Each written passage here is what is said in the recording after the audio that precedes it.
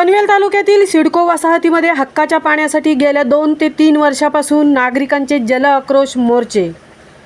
सिडकोवर निघत असताना दुसरीकडे गेल्या 2 ते 3 वर्षापासून महाराष्ट्र जीवन प्राधिकरणाच्या जीर्ण झालेल्या जलवाहिनींच्या पाईपलाईनीला गळती लागलेली दिसत आहे। त्यामुळे लाखो लिटर पिण्याचे पाणी वाया जात आहे।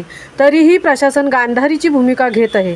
त्यामुळे नागरिकांना पाणी टंचाई जाणवत असून त्यांच्यातून संताप व्यक्त होत आहे।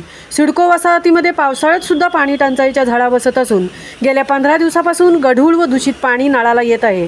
त्यामुळे साथीच्या आजाराचे प्रमाणात वाढत आहे। नवीन पनवेल सेक्टर 15 पोदी येथील नॅशनल हार्मोनी सोसायटी मागे रेल्वे रुळजवळ MGPची पिण्याच्या पाण्याची लाईन वारंवार फोडली जात असून या महाराष्ट्र जीवन प्राधिकरणाच्या मुख्य जलवाहिनीतून दररोज लाखो लिटर पिण्याच्या पाण्याची नासाडी होत आहे।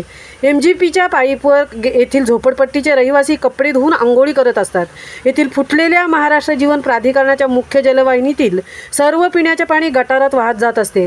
या MGPच्या मुख्य जलवाहिन्यांना झोपडपट्टीतील रहिवासींकडून तसेच रेल्वेचे काम करणारे कंत्राटी कामगारांकडून होल पाडले जात असल्याचे येथील नागरिकांकडून बोलले जात आहे। अशा अनेक गळत्या जरी MGPR व महापालिका प्रशासनाने तसेच तेथील सत्ताधिकाऱ्यांनी गांभीर्याने बंद केल्या तर पाणी टंचाईवर थोडीफार मात करता येईल, हे उघड सत्य आहे। पण अशा बेजबाबदार अधिकाऱ्यांच्या व सत्ताधाऱ्यांना ही बाब लक्षात आली पाहिजे, अशी भावना येथील नागरिकांनी बोलताना व्यक्त केली आहे।